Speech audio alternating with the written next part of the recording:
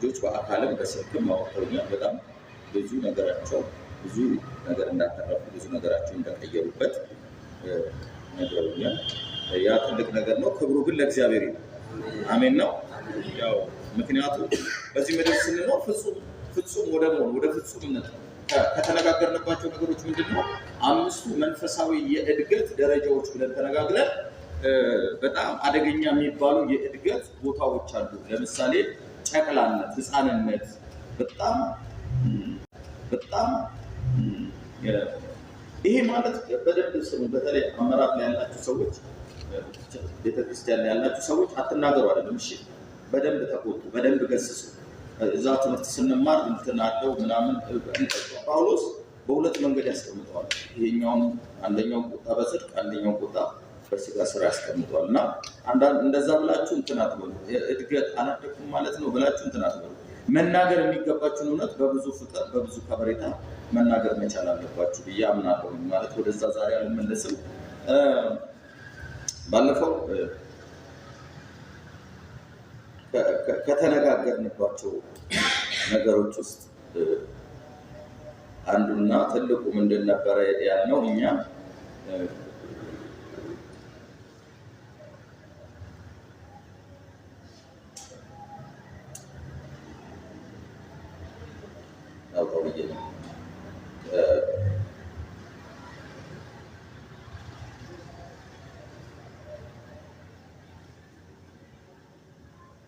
መንፈሳዊ እድገት የሚያካትታቸው ነገሮች ብለን በጣም የሚጽፉም ልጆች ስላሉ የሚከታተሉ ልጆች እያጻፉ ነበረ። ለመጻፍ ሞክሩ ስትመጡ ወደ ቸርች፣ በተለይም ፕሮግራም ስትካፈሉ ወደፊት እየሰፋ እንደምንሄድ እናምናለን። የምትጽፉ እንዳላችሁ በጣም ትልቅ ከበሬታና በህይወትህ ውስጥ ታላቅ ለውጥ ለህይወትህም መጣፈጥ ለህይወትህም ብርሃን እንደሚሆን አጥብቀህ እመን። ዝም ብላችሁ አትምጡ። በነገራችን ላይ የምትሰሙት ቃል መፍጠር የሚችል ቃል ነው፣ መለወጥ የሚችል ቃል ነው የምትሰሙት። አንዳንድ ጊዜ በጣም ትልልቅ ነገር ሲገጥመኝ የሆነ ነገር እንደከበበኝ ከተሰማኝ ዝም ብሎ አመል የሆነበት የእግዚአብሔር ቃል የሚናገር ሰው ጋር ነው። ዝም ብሎ የሆነ ጥቅስ መጥቀስ የሚሆን ጥቅስ የመጥቀስ አባዜ ያለበት ሰው ጋር ሄዳል።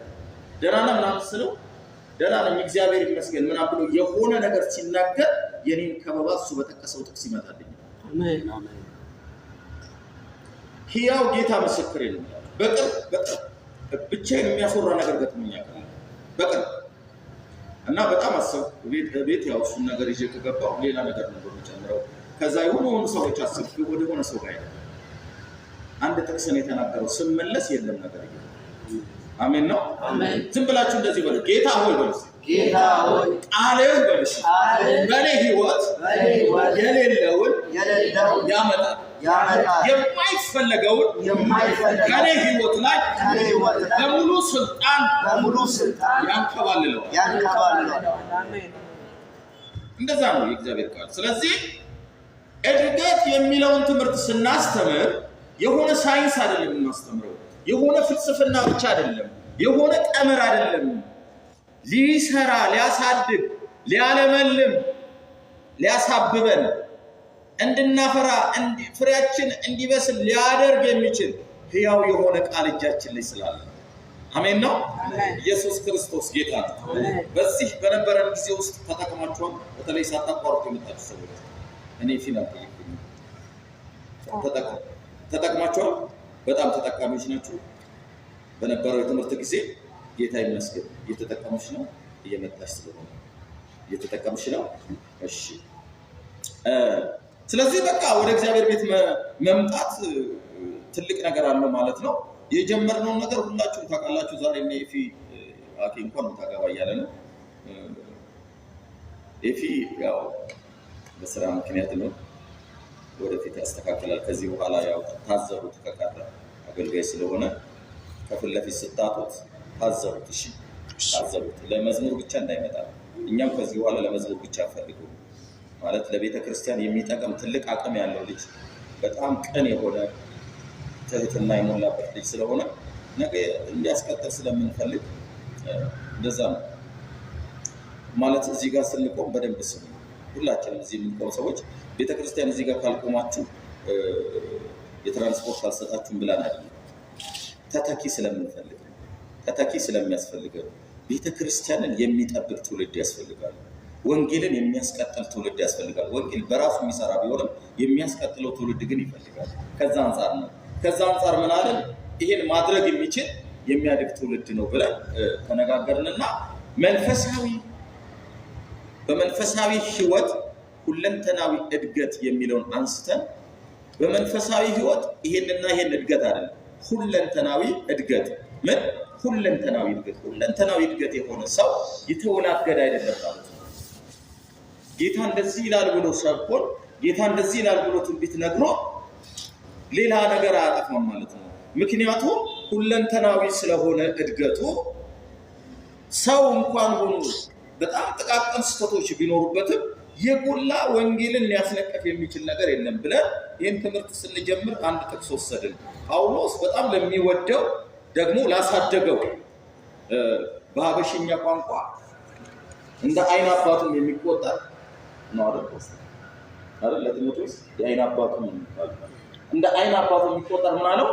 የመጨረሻው ዘመን ወሬ ሲያወራለት እንደዚህ ያለው ማደግህ በተሰጠህ አገልግሎት ብቻ ይሁን አላለ። ማደግህ በነገር ሁሉ እንዲሆን ይህንን ምን በል አስብ፣ ይህንንም ምን በል ጠብቀው። በምን በነገር ሁሉ እንዲሆን። መድረክ ላይ በጣም ብዙ ሰዎች ተመችታቸው ለስልሳቸው ከመድረክ ስትወርድ አትቆርቁራቸው። ስትሰብክ የብዙዎችን ህይወት ማርከህ በማህበራዊ ህይወት ንግግርህ የብዙዎችን አጥንት አትስበር። ማህበራዊ ህይወት ላይ መድረክ ላይ ቸርችም ስራ ቦታም የምትወጣበት የምትገባ ዘመዶች ጋር የትም ስትሄድ የምትፈለግና የምትወደድ እንዲሁም ምን የምትጣፍጥ ሁለንተና እንዲሆን አስብ። እድገትህን በሆነ ነገር ላይ ብቻ አታድርገው። እፊ ዘማሪ ነው እኛ ቸርች ላይ ስለ አሁን ምን ማለት ነው? ጳውሎስ ስለ መዝሙር ብቻ አታጠጥሩ፣ ሌሎችንም ነገሮች በቃልም ለማደግ በጸጋም ለማደግ በማህበራዊ ለማደግ በአእምሮ ለማደግ በተለያዩ ነገሮች ለማደግ ኢየሱስ ክርስቶስ ጌታ ነው። በእንደዚህ አይነት እድገት ውስጥ ያለ ሰው መጽሐፍ ቅዱስ ላይ እግዚአብሔር እንደተናገረ ጸጋን ያካፍላል። አሜን ነው። ኢየሱስ ክርስቶስ ጌታ ነው ብለን ተነጋገርን። ከዛ የእድገት ደረጃዎች ብለን ዝም ብለን እንዲሁ እናውራቸው ከለስ አድርገን ስንት ናቸው አለ? 5 ናቸው አለ። የህፃንነት የጨቅላነት ጊዜ አለን አለ። የጨቅላነት ከ2 ዓመት ወደ ኋላ ተመልሰን ያለን ነው። ምንድነው? እፉ እየተባለን አይደለም እየተጠበቅን ከእሳቱ እየተጠበቅን ከእንትኑ እየተጠበቅን ከምናምኑ እየተጠበቅን ከደረጃ ላይ እንዳንወድቅ እየተጠበቅን መኪና እንዳይገጨን ጋሪ እንዳይገጨን እየተጠበቅን ከግቢ እንዳንወጣ እየተጠበቅን አሁን ደሱ ነው። ብዙ ጴንጤ የለው እንትኑ እንዳትል ምናምን የሚባል አሁን ብዙ ነው። ሁሉም ባይሆን ከዛ በኋላ የልጅነትን ጊዜ አነሳንና አወራን አይደል?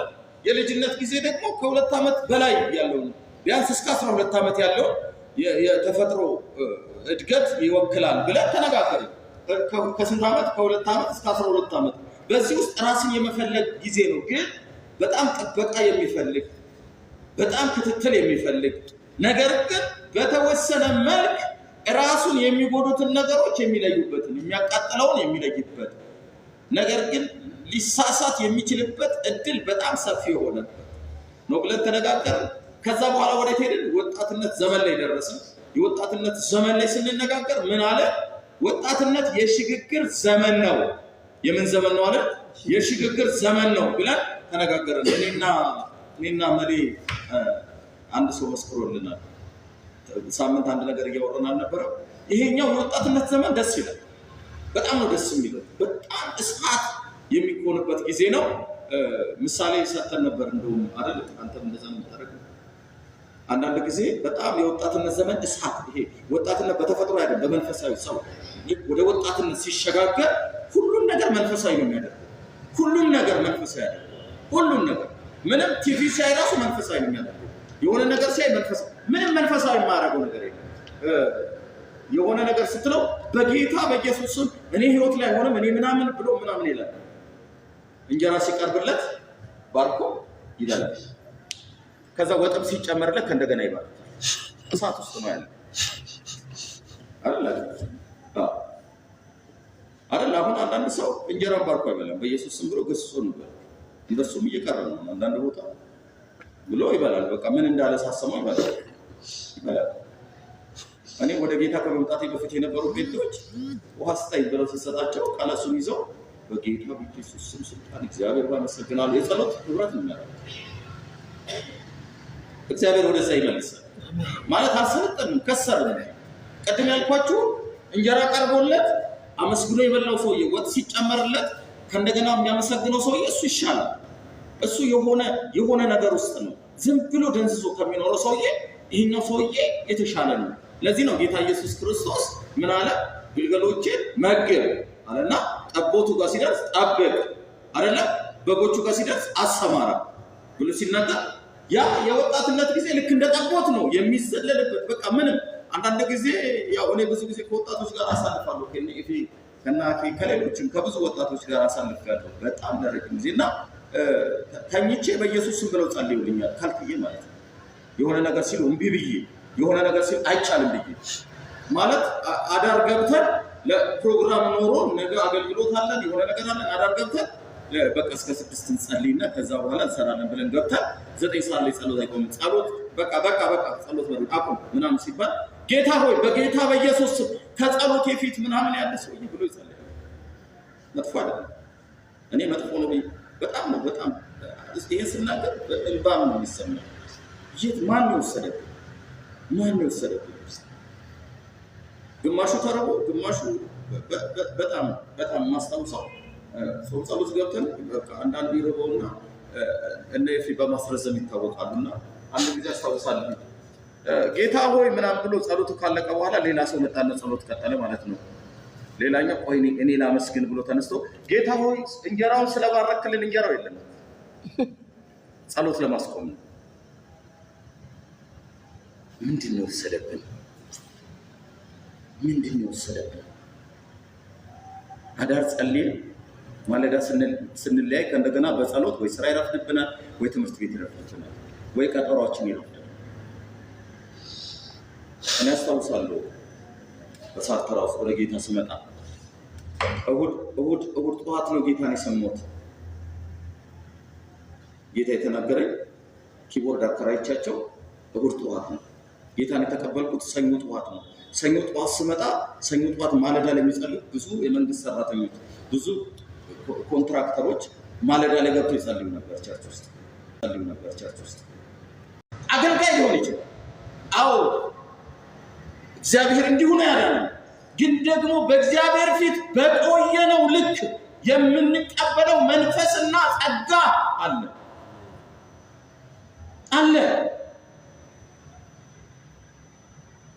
አሁን ለኛ የሚሆን በተለይ እንደ ኢትዮጵያ ቤተክርስቲያን አሁን ለኛ የሚሆን ምሳሌ የሚሆን አገልጋይ እየጠፋ ያለበት ጊዜ ነው። ይሄ ማለት ሁሉም ማለት አይደለም፣ በጥንቃቄ ስሙ። ምክንያቱም ቡና ቦታ የአገልጋዮች ቤት የሚባል አለ። ቡና ቦታ እኔ ቡና ቤት ሄጄ አላውቅም። በነገራችን የትም ሄጄ አላውቅም። ግን አለ አገልጋዮች ብቻ የሚቀመጡበት ቁጭ ብለው በቃ መጸለይ ማንበብ ሲገባው በቃ እዛ ሲጋተር የሚላለ ነገር ላይ ግን እግዚአብሔር የሚቀይረው ትውልድ አለ። ነግሬያቸዋለሁ። ሽግግር ጀምሯል። እየጀመረ አይደለም። እግዚአብሔር የሆነ ነገር የሽግግር ዘመን አምጥቶ ጀምሯል። የሆኑ ሰዎች እየተለኮሱ ነው በሰዓት የሆኑ ሴቶች፣ የሆኑ ወንዶች፣ የሆኑ ወጣቶች፣ የሆኑ ታዳጊዎች፣ የሆኑ ምናምኖች እየተነኩ ነው። ያው ጌታ ምክንያቱም ለቤተክርስቲያን ስለምኖር አሁን 12 ዓመት ምናምን ትንቢት እያመጡ ነው። ይሄ ማስተምራቸው ከ20 ምናምን በላይ ልጆች አሉ። ትንቢት እያመጡ እግዚአብሔር በሚቀጥለው ዘመን እንዲያደርጋል ብለው ትንቢት የሚናገሩ ልጆች መጥተዋል። ስለዚህ ማን ወሰደብን? መሰዊያችንን ማን ነው ጠርጎ የወሰደብን? እና ይሄ የወጣትነት ዘመን በጣም ጥንቃቄ፣ እሳቱም እንዳይጠፋ ጥንቃቄ የሚደረግበት ዘመን ነው። አንዳንድ ጊዜ አንዳንድ ሰዎች ይመጡና ከሌለ ለምንድን ነው ዝም የምትለው? እንትን መንፈሳዊ ነገሩ በጣም ስርዓት አጥቷል፣ ቀጣጥቷል። እንትና የሚለው ደግሞ ጮሃል። ለምንድን ነው እሱ ጸሎት ስርዓት አለው እንትን ስርዓት አለው የሚሉ ሰዎች አሉ። ቸርች ውስጥ ቢሮም አሉ፣ ውጭም አሉ። እነዚህ ሰዎች አንዳንዶቹ አጥፊዎች ናቸው። እኔም ኮንኩኝ እንግዲህ እግዚአብሔር አይወስድ። ምክንያቱም ወንድሜ ስትቀጣጠል ማንንም እንዳሰማ ተቀጣጠል። ዝም ብለህ ኪራይ ቤት ውስጥ ነው የምኖረው፣ በጥበብ ነው የሚጸልይ ጮኸ ብራዘር ዝም ብላችሁ። ወጣትነት የሽግግር ጊዜ ነው።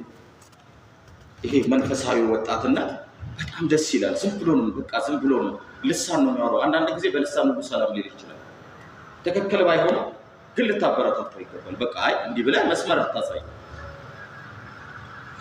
ምክንያቱም ይሄንን የወጣትነት እሳት ላይ ያሉትን ሰዎች ብዙ ሌቦች፣ ነቢያት፣ ዘራፊ ነቢያቶች ስላሉ ሄደ የሰው መኪና ንካና እንደዚህ በል ምናምን ያው ሰውየው እሳት ውስጥ ስላለ ሂድና ሰው በር ላይ ውሃ ደፋ እያለ የሆነ ነገር አድርግ እያለ ብዙ ገደል ከተተው። መንፈሳዊ ወጣትነት ውስጥ ያሉ ሌሎች ሰዎች በጣም እሳት ውስጥ ስላሉ ንብረታቸውን ሸጠው የሚሰጡ ብዙ ናቸው። እሳት ውስጥ ናቸው እነሱ። ሌላ ተንኮል አይታያቸውም፣ ሌላ ክፋት አይታያቸውም። እዛ ውስጥ ስላሉ ቤተክርስቲያንም ያሉበትን የእድገት ደረጃ በአግባቡ ስላልነገረቻቸው የሆነ ቦታ ሲሄዱ እንትን ሲባል ችግር የለም የሆነ ነገር አለ ብለው ሸጠው ሄደው ይሰጣሉ። በኋላ ይጎዳሉ። መንፈሳዊ ነገር ያስጠላቸዋል። ስለዚህ ጌታ ምን አለ? ጠቦቶቹ ጋር ስትደርስ ምን በል ጠብቃቸው። ለምን? ያ የዝላይ ጊዜ ሊሰበር ይችላል፣ ሊጠፋም ይችላል፣ ብዙ ነገር ሊደርስ ይችላል። ስለዚህ ምን አለው? የሚጠብቃቸው ሰው ይፈልጋሉ። የሚጠብቃቸው ሰው አንዳንድ ጊዜ ሲሮጡ ሲያልፉ ወደኋላ ሊመልሳቸው ይችላል። የዛን ጊዜ ያማቸዋል። እነዚህ ሰዎች እውነት የሚነግር ያማቸዋል። በጣም ብዙ እንክብካቤ፣ ብዙ ፍቅር የሚገባቸው ጊዜ ነው። አንዳንድ ጊዜ አስተምረን ብዙ ነገር አድርገን እኛም ቢሮ ገብተው ሊከፉ ሰዎች አሉ። ያ ነገር እንዳይጠፋባቸው እንጠብቅላቸዋለን። ሌላ ሰው የሚያስተባብሩ አሉ፣ ሌሎች ትውልዶች እንዳይሰሙ። ግን እኛ እያለፍ ነው። ለምን? ያለበትን ደረጃ ነው የምናየው። ግን በዚህም ሆነ በዛ መንፈሳዊ እድገት መጽሐፍ ቅዱሳዊ መሰረት ሊኖረው ግን ይገባል። የእግዚአብሔር ቃል መሰረት ሊኖረው ግን ይገባል። አሜን ነው።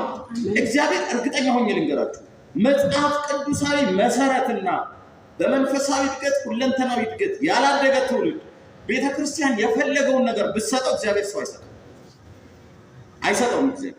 እግዚአብሔር በልጁ ደም አይቀልድም። ትውልድ በልጁ ደም የዳነ ውድ ዋጋ የተከፈለበት ስለሆነ እግዚአብሔር ለሚታመኑት አሳልፎ ይሰጣል። አሜን በለው። ኢየሱስ ክርስቶስ ጌታ ነው። ስለዚህ ከዛ በኋላ ምን አለ? ጉልምስና ነው። ከዛ በኋላ ከዚህ ሁሉ ሩጫ ምናምን በኋላ ምን አለ? ጉልምስና አለ ብለን ተነጋገርን። ያው ጥቅሶቹን ባለፈው ሳምንት በደንብ ስለሰጠው ነው ማለት ነው። የጉልምስና ጊዜ ከዚህ ባለፈ ነው። ጥረቱ ማገልገል አይደለም። ጥረቱ የሆነ እንትን ማለት አይደለም። ጥረቱ ከፓስተር ከአስተማሪ ከላይ በላይ መሆን ሳይሆን ጥረቱ እውነተኛ ደቀ መዝሙር የመሆን ትግል ውስጥ ይገባል። ሰው ከዓለማዊ ከሚታየው ከግዑዙ ዓለም አይን ራሱን ይሰውርና በእግዚአብሔር ፊት ያለውን ብቃት ያሳድጋል። በጸሎት እግዚአብሔርን በመታዘዝ በእምነት በጽናት መከራ ውስጥ ባለው በብዙ ታማኝነት ራሱን ምን ያደርጋል? ማሳደግ ነው የሚፈልገው። ምክንያቱም የዚህ የጉልምስና ጊዜ የእውነተኛ ደቀ መዝሙርነት ትንቅንቅ ነው።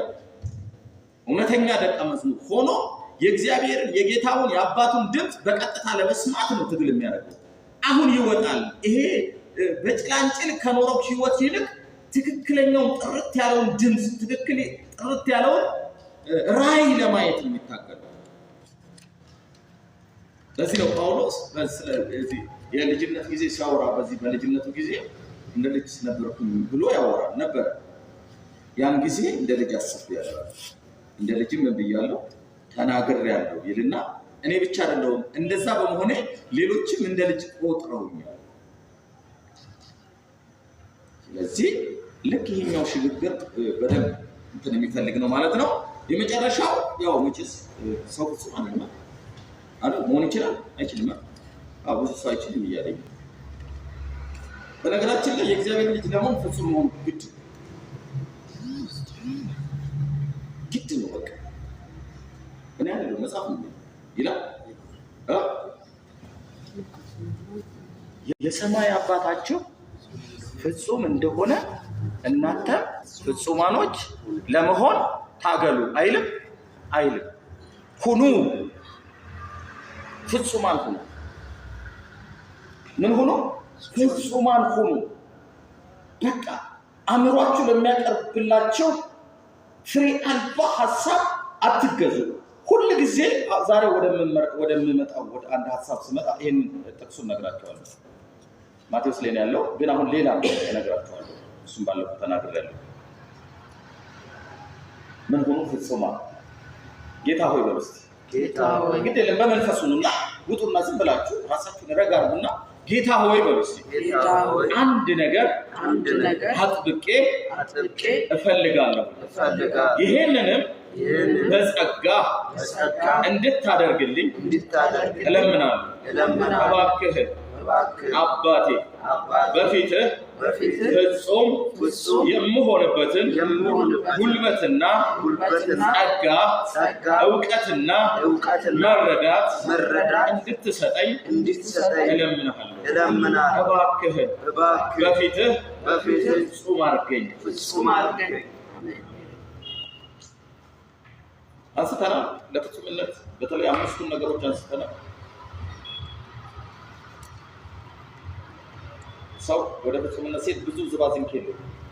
በጣም ቀላል ብለን ተነጋገርን። ከዛ በኋላ በመንፈሳዊ እድገት ውስጥ የሚካተቱ ነገሮች ብለን ከዚህ ወጣንና ሳምንት ብዙ ነገሮች አውርተናል።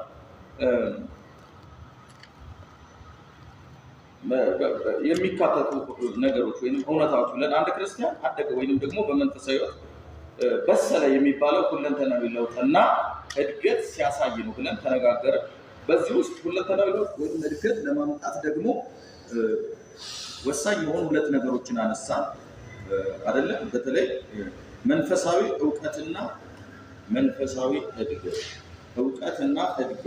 ብለን ተነጋገርን። ይህ እውቀት የሚገኘው ወይንም ደግሞ በመንፈሳዊ ነገር ማደግ የሚቻለው በእግዚአብሔር ቃል ብቻና ብቻ ነው። በምንም ማደግ አይቻልም።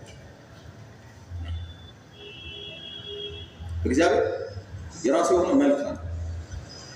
አቃለ የራሱ የሆነ ጠረን አለ። የራሱ የሆነ ክብር አለ። እግዚአብሔር ማንም ነብይ ማንም ሰው ተነስቶ ይሄን ነገር ላንተ ሊያስረዳ አይችልም። ቃሉ ግን ያስረዳል። የእግዚአብሔር ክብር፣ የእግዚአብሔር ማንነት፣ የእግዚአብሔር ህልውና ቃሉ። ሰው የእግዚአብሔርን ቃል ባወቀ ቁጥር ወደዛ ሙላት ይሄዳል። እግዚአብሔር ማን ነው ሲባል እግዚአብሔርን ለማስረዳት እሱ ብቻ አይደለም። ይሄ እውቀት ወደ ህይወታችን ሲመጣ ስናደግ እግዚአብሔርን መፍራት እንጀምራለን።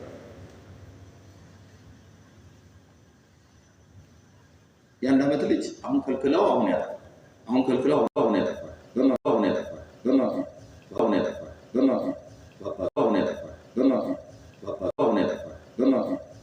ምንድን ናቸው የሚለውን ነገር ማየት በጣም ወሳኝ። ምክንያቱም ሊያሳድጉን የሚችሉ ነገሮችን ሳምንት በሰፊው ስላየን ዛሬ ተግዳሮቶቹ ምንድን ናቸው የሚለውን ነገር እናያለን። ከዛ በፊት አንድ ጴጥሮስ በጣም በጥሩ መንፈሳዊ ቁመና ላይ ላሉ ሰዎች የጻፈውን አንብብላችሁና እዛ ወደ ሌላው ሄዳለሁ ማለት ነው። ደህና ናችሁ አይደል? እዚሁ ናችሁ? እሺ።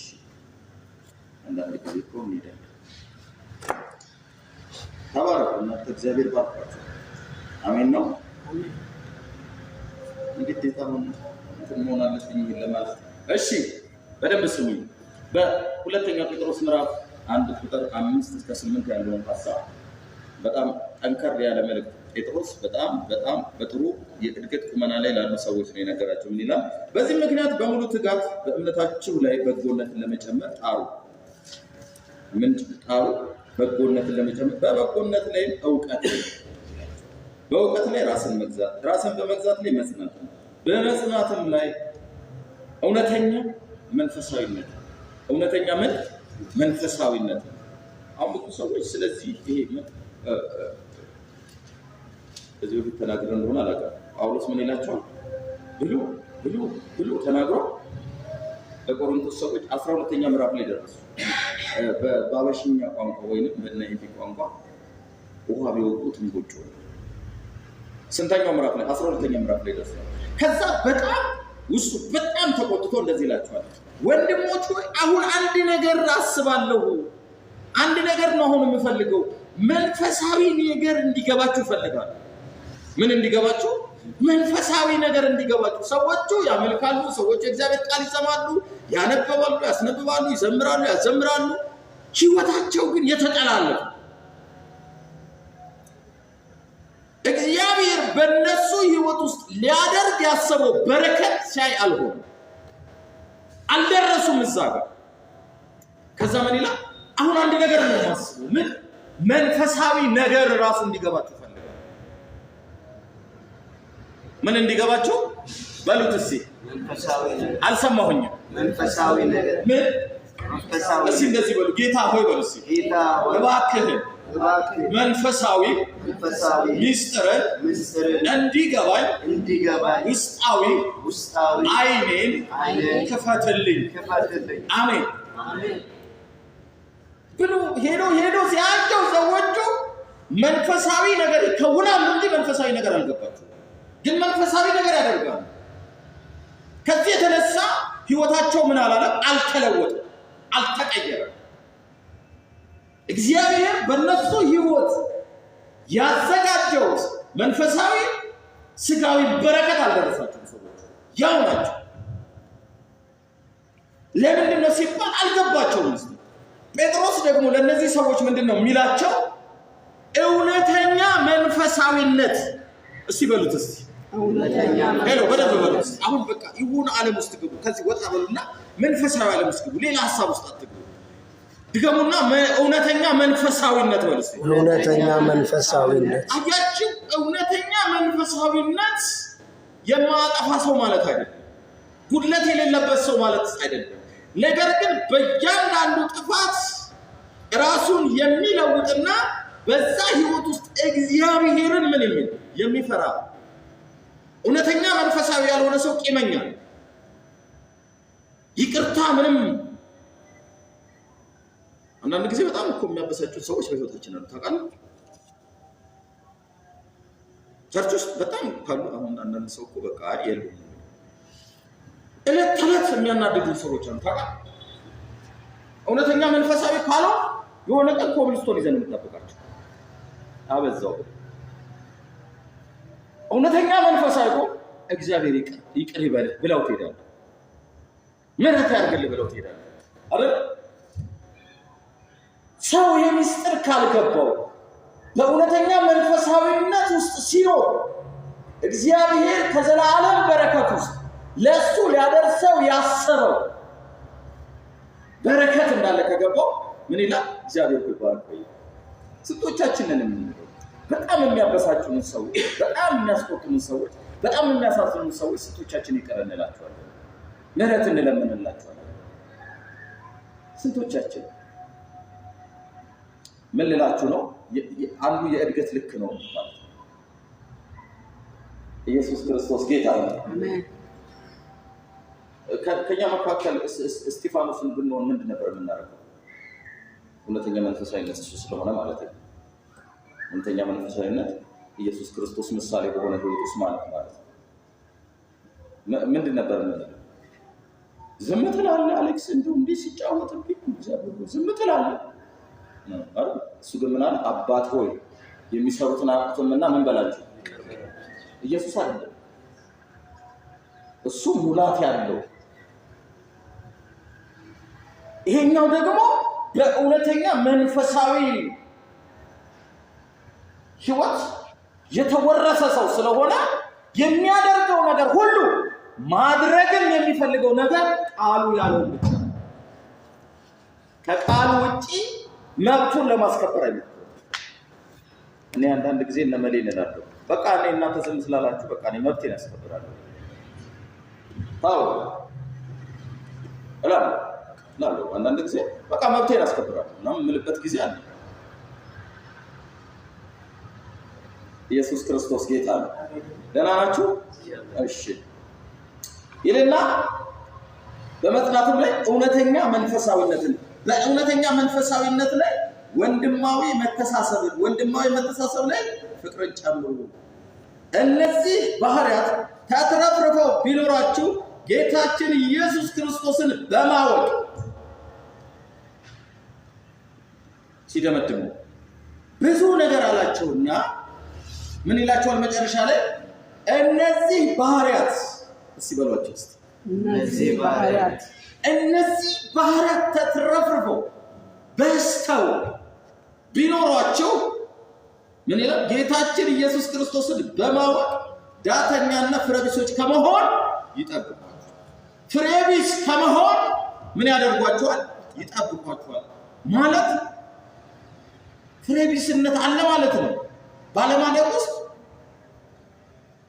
አለማፍራት፣ አለመብቃት አለ ማለት ነው።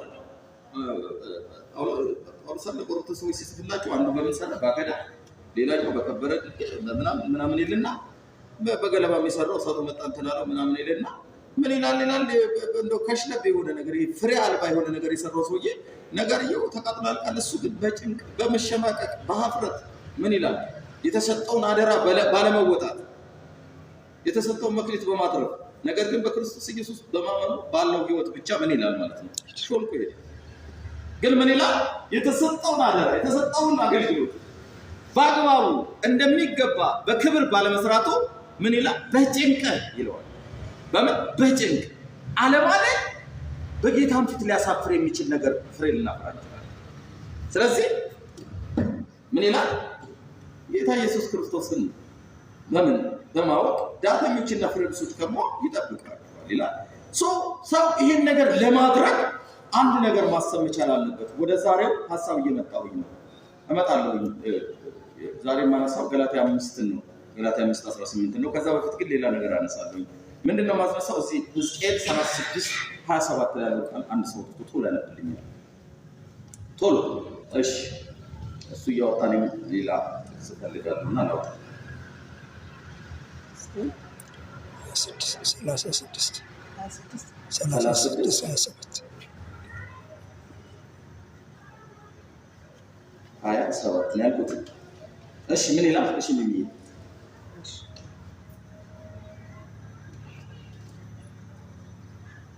በደንብ ስሙ፣ በደንብ 36:27 መንፈሴን በውስጣችሁ አሳድራለሁ። መንፈሴን በውስጣችሁ አሳድራለሁ። አሜን በሉ እንጂ። ስርዓቴን እንድትከተሉና ሕጌን በጥንቃቄ እንድትጠብቁ አደርጋለሁ። አሜን።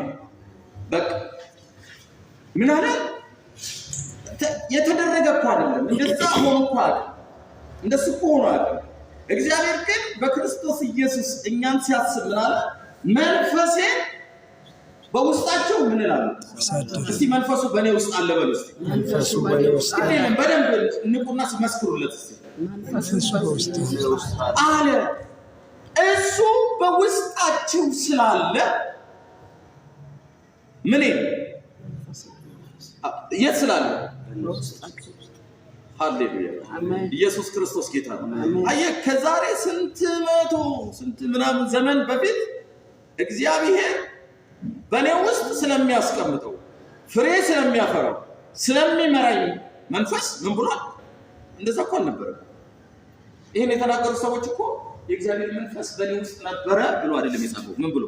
በእኔ ላይ አይደለም መጥቶ ምን ብሎ ነው የሚሄደው? ተናግሮ ነው የሚሄደው።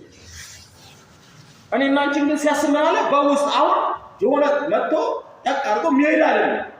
ለዘላለም ምንም ሃሌሉያ ምንም እስቲ ለዘላለም መንፈስ ቅዱስ በእኔ ውስጥ ይኖራል። ለዘላለም መንፈስ ቅዱስ በእኔ ውስጥ ይኖራል። እኔ አልሰማችሁም? በደንብ በሉት እስቲ። ለዘላለም መንፈስ ቅዱስ በእኔ ውስጥ ይኖራል። እንደገና በመንፈስ በሉት እስቲ። እንደገና በመንፈስ። አሜን። ኢየሱስ ክርስቶስ ጌታ ነው። አሜን። ምን አለ ሰው ይሄ እየመጣ ምሪት በሚሰጠው ጠቅ አድርጎ የሆነ ነገር ብሎ በሚሄደው እግዚአብሔር ወደሚፈልገው ክብርና በረከት እንደማይገባ ስላወቀ እግዚአብሔር አሁን እንደዚህ ያደርጋል ማለት በኤፍሬም ውስጥ ምን አደርጋለሁ? መንፈሴ ምን አደርጋለሁ? በውስጡ አኖራለሁ አለና ምን አለ? ስርዓቴን እንዲከተሉና ሕጌንም በጥንቃቄ እንዲጠብቁ አደርጋለሁ። ኢየሱስ ክርስቶስ ጌታ ነው። ጳውሎስ ከዚች ላይ ልቅም ማድረግ ወሰደና ምን አለ? በሮሜ ላይ 8:14 አካባቢ ምንድነው ያለው? የእግዚአብሔር ልጆች በመንፈስ የሚመሩ እነዚህ እግዚአብሔር ልጆች አይደል? 8:14 በምን የሚመሩ? እግዚአብሔር ልጆች በምንድን ነው የሚመሩት? ኢየሱስ ክርስቶስ ጌታ ነው። ይሁላችሁ አንድ ነገር ልንገራችሁ። ቀደም ስለ ጸሎት ሳነሳ አንድ ነገር ሰምታችሁኛል። ሰው ሲጸልይ እግዚአብሔር መንገዱን ነው የሚያቀናው። አሁን የብዙ ሰዎች ተግዳሮት፣ የህይወት ተግዳሮት፣ ያለ መርካት የተለያየ ነገር የገጠመው ለምንድን ነው ብላችሁ ስታዩ ያለ ማለት ችግር የገጠመው ትናንት የነበረው የጸሎት ትጋት፣ የጸሎት አቅም፣ የጸሎት ፍቅር፣ የጸሎት ጉልበት ተወስዷል። ምን ወስዶታል? ቴክኖሎጂ ወስዶታል። በቃ በደንብ ነው አይደል? አሁን በዚህ ዘመን ያለው ክርስቲያን አብዛኛው እድሜ ሳለ ወጣት ብቻ ነው። አሁን ሶሻል ሚዲያው ላይ የተጣለ ወጣቱ ብቻ አይደለም። እና አባባል ቀሩ እነማማል ቀሩ ማአት አይደለም። ህፃናቶች ታዳጊዎች አልቀሩ ምርኮኛ ሆነዋል። የጸሎት ጊዜያቸው ምን ብሏል? ተወስዷል። ከዚህም የተነሳ ምን ሆኗል? ብዙ ኪሳራ ውስጥ አይደለም። ከ30 ደቂቃ በኋላ ጸልያለሁ ብሎ የከፈተው ሶሻል ሚዲያ ከ13 ሰዓት በኋላ ራሱ አለቀቀው። እንኳን ለጸሎት ለሚተኛበት ጊዜ ያሰጠው። በነገራችን ላይ ህይወት ልምድ ይፈልጋል። ህይወት ምን ይፈልጋል? ልምድ ይፈልጋል። እንትን አይደለም ትቤት አይደለም። ምን መናገር አለብኝ? ያው አንዳንድ ሙጭ ቤት መጣቃለ ይፈለን በቃ ቤቱን አዝረከረከዋል። እኛ ቤተሰብ ከተነሳ በመጣነው አይደል በጌም ማለት አንዳንድ ጊዜ በቃ ነው ሰፊውን ሰዓት ምን እንደማደርገው እኔ መልመድ የምፈልገው በቃ ከመጽሐፍ ጋር ጭቅጭቅ ውስጥ መግባት። ምንም ችግር የለም። የኔትወርኩም የምንም ችግር ያለብኝ ቤት ውስጥ አይደለም ነው። ግን ራሴን የማለማመደው ሁሉ ጊዜ ከዚህኛው ጋር ነው። ምክንያቱም በጣም ነው ማለት እግዚአብሔር ከረዳን ወደፊት አንዳንድ ነገሮች እንማራለን። በነገራችን ላይ ሶሻል ሚዲያ 25% ጥቅም ካለው 75% ጉዳት አለው። እንዴት አንተ እዚህ ዘመን ላይ ሆነ የተማርክ ሰው ሆነ ፊደል ቁጥር ይንትላል። አሁን ክርስቲያን እየሞተ ያለ በሶሻል ሚዲያ ታላላቅ ጸጋ ያለባቸው ሰዎች፣ ታላላቅ የጸሎት ጸጋ ያለባቸው ሰዎች በዚህ ሞት መንፈሳዊ ሞት እንደዚህ አይነት ልምድ ያለባቸው ሰዎች ሞቱ። አትጠቀሙ አይደለም አለኝ። በጣም ሰፊ ሚዲያ አለ። ማስተማር የሚገባኝ መልቀቅ የሚገባኝ ለቃሉ ማስተማራቸው ሰዎች አሉ። እነሱን ለማስተማር ከፍታለሁ፣ እዘጋዋለሁ። ምንም የዚህ ያህል አይገዳደረኝም። የተወሰነ ሰዓት የተወሰነ ጊዜ እንትን ይል ነበርና ስንቶቻችሁ ናችሁ ስልክ ከያዘ የምትባሉ ስልክ ከያዘች የምትባሉ ስንቶቻችሁ ናችሁ? በነገራችን ላይ ተዋቡት፣ በደንብ ተዋቡት። እሺ በጣም ተዋቡት። ምክንያቱም በረከታችሁ ነው። ስለዚህ መንፈሴን በምን ውስጣቸው አኖራለሁ አለና ሕጌን ስርዓቴን ምን ያደርጋሉ? ለምን? ውስጣቸው የሚመራቸው መንፈስ ስላለ፣ አቅም የሚሆናቸው መንፈስ ስላለ፣ ጉልበት የሚሰጣቸው ማን? መንፈስ ስላለ። ሃሌሉያ! እስቲ በእኔ ውስጥ መንፈስ ቅዱስ አለ በሉ። እስቲ በእኔ ውስጥ መንፈስ ቅዱስ አለ። እኔ እኮ እርግጠኛ ነኝ ስለእናንተ። እናንተ ስለራሳችሁ እርግጠኛ ትሆኑ። እስቲ እኔ ውስጥ መንፈስ ቅዱስ አለ በሉ። እስቲ እኔ ውስጥ መንፈስ ቅዱስ አለ። ዛሬ ጌታን የተቀበለ ሰው ውስጥ መንፈስ ቅዱስ አለ። ታውቃላችሁ? ምክንያቱም ለውጥ ነው የሚያደርገው። ሰውየው ዓለምን ምናምን ከጄ የህይወቴ ጌታና አዳኝ አደርጋለሁ ብሎ ሲቀበል በቅጽበት የመንፈስ ቅዱስ ሁለንተናዊ ቁጥጥር ውስጥ ነው የሚገባው ሰውየው። ስለዚህ እሱ ውስጥ አለ። እንኳን አንተ የቆየ ብዙ እግዚአብሔር ፊት የምትሆን ግን ይህን ነገር በጣም ማድረግ አለብን። የሚመሩ የሚል አለ። አሁን እዚህ ሮሜ 8 ሊሆንና አንዳንድ ነገሮችን እናነሳለን። የጥፋቶቹ 8:14 ምን ይላል? በእግዚአብሔር መንፈስ የሚመሩ እነዚህ የእግዚአብሔር ልጆች ናቸው። የተቀበሉት መንፈስ እሺ ላንብ 15 እንደገና የፍርሃት የባርነት ባሪያ የሚያደርጋቸው መንፈስ ሳይሆን አባ አባ ብለን የምንጠራበት የልጅነት መንፈስ ተቀብለናል። ይሄ አባ አባ የሚለው እንትን ነው፣ ወደ ጸሎት የሚገፋ ነው። በነገራችን ላይ ብዙ ሰዎች በቃ አባ ምናምን ይላሉ። እንደሱ ማለት አይደለም። ወዴት የሚገፋ? ወደ ጸሎት የሚገፋ መንፈስ ነው ውስጣችን ያለው። የሚያሸማቀቅ የኔ ነገር እንደው የሚስተካከል ሰው አባቴ የሚያስብል መንፈስ ስለገባ የሚቃትቱ ናቸው። ለሊት ተነስተው አባ የሚሉ ናቸው እንጂ በድራማ በሚመስል አሁን በዘመን እንዳሉ ጴንጤዎች በየመንገዱ ኢየሱስ ምናምን እንደሚለው እንደሱ አይደለም። ቸርች የመጣው ሁሉ እግዚአብሔር መንግስት ወራሽ አይደለም። በደንብ ይሄን አስቡት። አይደለም። አሁን እናንተን እግዚአብሔር እያሰለጠነ ያለው ስለ መውረስና ስለማውረስ የሚወርሰውን ትውልድ ከጨለማው እንድትናጠቁ ነው። አሜን በለው። ልጆቻችሁ፣ ቤተሰቦቻችሁ፣ ዘሮቻችሁ፣ ጓደኞቻችሁ በጸሎት በእግዚአብሔር ቃል በጸጋ በፍቅር ባላችሁ ነገር ሁሉ ከጨለማው ዓለም መንጋጋ ውስጥ አውጥታችሁ እንድታመጡ ነው እግዚአብሔር እያሰለጠናችሁ ያለው። ስላላወቃችሁ አይደለም። እንደሱ አታስቡ። አሁን እግዚአብሔር እየተናገራችሁ ያለው እንደ ድል ሰራዊት እንድትሆኑ። የምን ሰራዊት? እስቲ የድል ሰራዊት ወይስ የድል ሰራዊት? ደስ ይለኛል። የድል ሰራዊት የሚባል ግሩፕ አለ አይደል?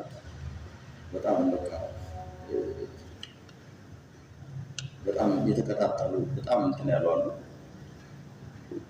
እስቲ የድል ሰራዊት ነው የሚባለው። የድል ሰራዊት ለምን መሰለሽ? አንቺ ሰልፍ ውስጥ ትገቢያለሽ፣ ጌታ ነው የሚያሸንፈው። አሁን አንቺ ሌላ ስም አይሰጥሽም። እንደምትባል የኢየሱስ ልጆች ሲታዩ የድል ሰራዊት ነው የሚባለው። ምክንያቱም እነሱ ሰልፍ ውስጥ ይገባሉ እንጂ ተዋጊው አባታቸው፣ አሸናፊው አባታቸው ነው። መከራ ይገጥማቸዋል፣ ውጣ ውረድ ይገጥማቸዋል፣ በህይወት በምናምን የተለያየ ነገር ይገጥማቸዋል። አንድ ነገር ልንገራችሁ፣ ይሄን በደንብ ስሙ። ከጌታ ጋር ሆናችሁ እግዚአብሔር በእናንተ የህይወት ፕሮግራም ውስጥ የጻፋት አንዷ 20 ነገር ጽፎ ከሆነ 19 ተፈጽሞ አንዱ አይቀር። ይሄን እርግጠኛ ሆናችሁ ዛሬ ወጣ። ኢየሱስ ክርስቶስ ጌታ ነው። አሜን ነው። ስለዚህ ቶሎ ብዬ ልጨርሰው። 5 ደቂቃ ነው ያለኝ። 5 ደቂቃ ልጨርስ። ምን ይላል? አንደኛ የመንፈሳዊ ህይወት እድገት ተግዳሮቶች የስጋ ስራ ነው። የስጋን ስራ አስወግዱ። እስካሁን ብዙ ነገር ብያለሁ በእግዚአብሔር ቃል። አሁን ወደ ማጠቃለሉ። ሁለተኛ ለመንፈሳዊ ህይወት ያለ ቅድሚያ አለመስጠት። በዚህ ብዙዎቻችን ተጠቂዎች ነን። እግዚአብሔር አገልግሎት በር ሰጥቶናል። እግዚአብሔር እድል ሰጥቶናል። ብዙ ራዕይ ሰጥቶናል። እንኳን እኛ ማናውቀው እንኳን እናንተ ውስጥ እግዚአብሔር ያስቀመጠው እለት የሚተራነቃችሁ ነገር አለ። ነገር ቆይ እቁቤን ከበላው በኋላ፣ ቆይ ሶፍራይን ከገዛው በኋላ፣ ቆይ እሺ ከጨመርኩ በኋላ፣ ሚስት ካገባው በኋላ የምትሉ ብዙ ናቸው። ጊዜው እንዳይረፍድ ተነሱ። እሺ ጊዜው እንዳይረፍድ እግዚአብሔር የሰጣችሁን ራዕይ ከምንም ነገር ቅድሚያ ስጡት። አሁን በጣም የሚታየው ቤተክርስቲያን ውስጥ የብዙ ትውልድ ችግር ምንድነው? ለመንፈሳዊ ነገር ቅድሚያ ለመስጠት። ይህ ትልቅ ተግዳሮት ነው እና ይሄንን በጣም እንደው ለመናገር ብዙ ፈርቼ ነው። በጣም ስለምወዳችሁና ስለማከብራችሁ ይሄን ነገር ለመናገር በጣም የምወዳችሁ ወጣቶች ስላሉ ግን መናገር አለብን። አሁን ለመንፈሳዊ ነገር ቅድሚያ አይደል? አንዳንድ ጊዜ ስንደውል ፋሲካ በጣም ልዩ ፕሮግራም ነበር። በጣም የሚገርም ያዳር ፕሮግራም ነበር። ጠዋት የወንጌል ስርጭት ፕሮግራም ነበር እና አልተገኘም ማለት አይደል? ያው የስራ ጉዳይ ስለሆነ ሌሎች ብዙ ያልተገኙ ልጆች ነበሩ እና አንዳንዶቹ አይ ሲበላ ነው ኬቼ ነው ሲኖር ያሉ ብዙ ልጆች እንኳን በደንብ ስላልደረሰው ነው አልተገኘም። የዚህ ግሩፕ አንዱ አካል ነው። በጣም ብዙዎች አይደል ጠዋት ላይ በጣም ብዙ ተናግሬያለሁ። ማለት አንዳንዶቹ ዳግም ወደኛ እንዳይመጡ መልሰናቸው በቃ እዛ እንዲቀጥሉ። ምክንያቱም ይጋባል፣ ይሄ በሽታ ነው። ጥለህ ነው መውጣት። እግዚአብሔርን ተከትለህ የምትከስር ከሆነ ክሰር። አንድ ቀን በአመት ውስጥ አንድ ቀን ያዳነህን ወንጌል ለመናገር ጨርቄን ማቄን ማለት የለም እና ቅድሚያ ስጡ። ቤተክርስቲያን ስጠራችሁ፣ ለወንጌል ስትፈለጉ፣ ለተለያየ አገልግሎት ስትፈለጉ ቅድሚያ ስጡ። እግዚአብሔር በህይወታችሁ ቅድሚያ ያለውን ነገር ያደርግላችኋል እርግጠኛ። እና አሁን እሱ መጥቷል ለመንፈሳዊ ነገር። ድሮ በጣም ቆራጥ ጨካኞች አሉ። እና የሚድሮ የቢዝነስ ሰዎች ናቸው። የተለያየ የቢዝነስ ስራ ይሰራሉ፣ የተለያየ ነገር ያደርጋሉ። እኔ ወደ ጌታ የመጣሁበት ሰው ምሳሌዎቼ ናቸው። በብዙ ነገር በብዙ በቃ ያበሳጩኛል። አንዳንድ ቀን ሳሎን ሲከለከሉ እዛ ሄደው ይጸልያሉ፣ እዛ ሲከለከሉ የሆነ ቦታ ገብተው ይጸልያሉ። በእርግጥ እሱ ልምድ አላቸው። እና ለመንፈሳዊ ነገር ቅድሚያ ስጥ። ቅድሚያ የሰጠው ነገር መንፈሳዊነትህን ጥለህ ቅድሚያ የሰጠው ነገር ያዋርድሃል እንጂ አያከብርም። ትበሳጭበታል፣ ጸጉረን ትነቅልበታለህ እንጂ አትከብርም። ለእግዚአብሔር ነገር ለመንፈሳዊ ነገር ቅድሚያ ከሰጠህ እግዚአብሔር ነገሩን ሳትከተለው እንዲከተል ያደርጋል። ይሄን በደንብ ወስዱ። አሁን ራስን ወታደር ለማድረግ አሰልጥኝ። ወታደር ለማድረግ ራስሽን አሰልጥኝ። የጸሎት ሰዓት የምናምን አይደለም።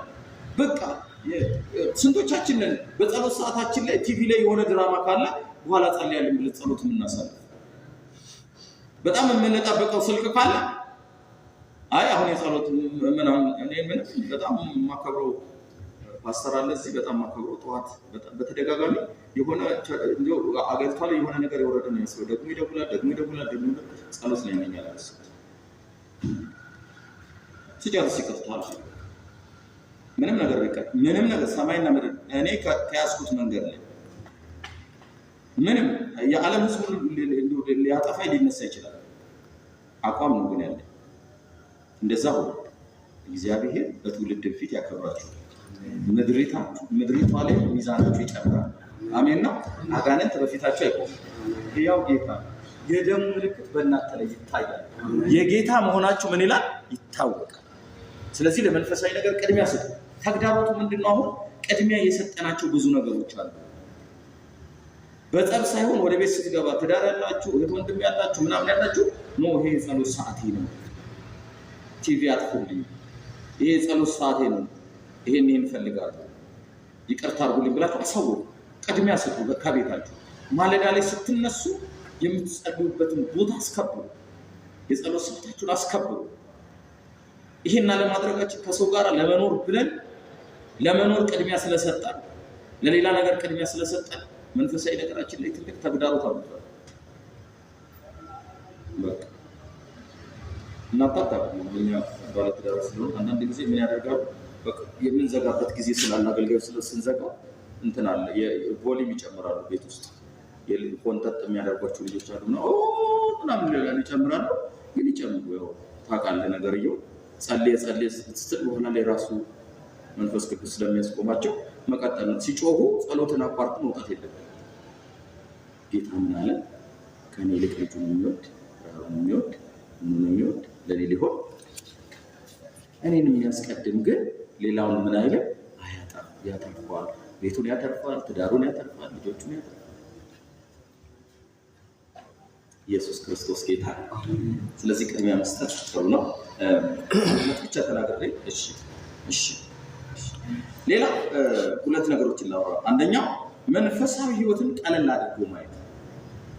አሁን በጣም ነው የተለመደው መንፈሳዊ ህይወትን ምን ማድረግ ቀለል አድርጎ ማየት። አስፈለገ ሳምንት እንቀጥላለን። እንደሱ አይነት ነገር አሁን በጣም ተለምዷል። ምንም ችግር የለም። ምንም አይደል? እናንተ እንኳን አታረጉት። ግን አንዳንድ ጊዜ ቁጭ ብለን ቀለል አድርገን መንፈሳዊ ነገሮችን ስለምናይ ዓለማዊ ጓደኞች ካሉ ዝሙቱን ሲያወሩ አብረን እንሰማቸዋለን። ያለፈው ትላንት ያደረጉትን የጨፈሩበትን የሄዱበትን ምናምን መንገድ ሲነግሩን እንትን አንለው፣ አይቆረቁረንም። እኛ ቸርች እንመጣለን፣ እንሄዳለን፣ እንወጣለን፣ እንገባለን።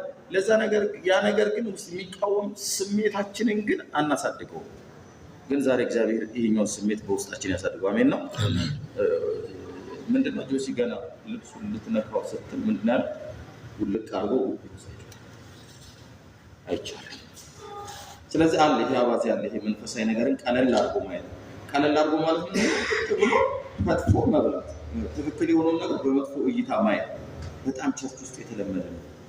የሚለበጎ ነገር ስትናገረኝ እኔ በሌላ አቅጣጫ መረዳት፣ አወላግዶ መረዳት፣ ይሄ በጣም ትክክል ያልሆነ ነው። የመጨረሻውን ልናገርና ሳምንት ሌላውን እንቀጥላለን። እየሰማችሁ ነው ግን አላችሁ? ደህና ናችሁ? ጌታ ኢየሱስ ጌታ ነው። አራተኛው ጸረ መጽሐፍ ቅዱሳዊ አስተሳሰብ። ጸረ መጽሐፍ ቅዱሳዊ አስተሳሰብ ቸርች ውስጥ ይወሳል። መጽሐፍ ቅዱስ ያላለው በነገራችን ላይ ጴንጤዎች ከካቶሊክና ኦርቶዶክስ ሲወጡ በኦርቶዶክስና ካቶሊክ ውስጥ የነበረው ትልቁ ነገር ድምፅ ምንድነው? ጸረ መጽሐፍ ቅዱስ ስለነበረ። አሁን እዚህ ያለ ቸርች ውስጥ አለ በደንብ መጽሐፍ ቅዱስ አይደል? አንዳንድ ሰው ትንቢት ሲያወራ፣ አንዳንድ ሰው የሆነ ነገር ሲል ማህበራዊ ነገራችንን ራሱ ስንናገር መጽሐፍ ቅዱሳዊ በሆነ መንገድ አይደል? ለነገሩ ምንም እንኳን ጥሩ ነው። ለምሳሌ አኬን ከሆነ ሰው ጋር ለማስታረቅ በዋሽ ማለት ለማስታረቅ ለጥሩ ነው። ችግር የለውም።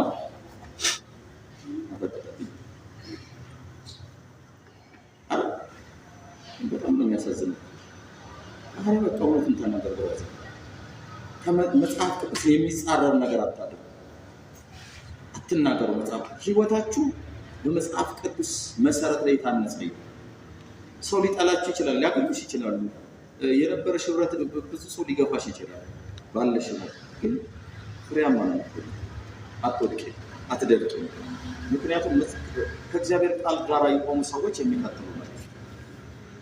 አሜን። ስለዚህ ጸረ መጽሐፍ ቅዱሳዊ አቋም ሳምንት በደንብ እናየዋለን። እንነሳና እኔም እየታመሰግንልናለች ፓስተር ባክሽ። ደህና ናችሁ አይደለም? የሰማነውን እንግዲህ እግዚአብሔር ለዘላለም ህይወት ማጥራፊያ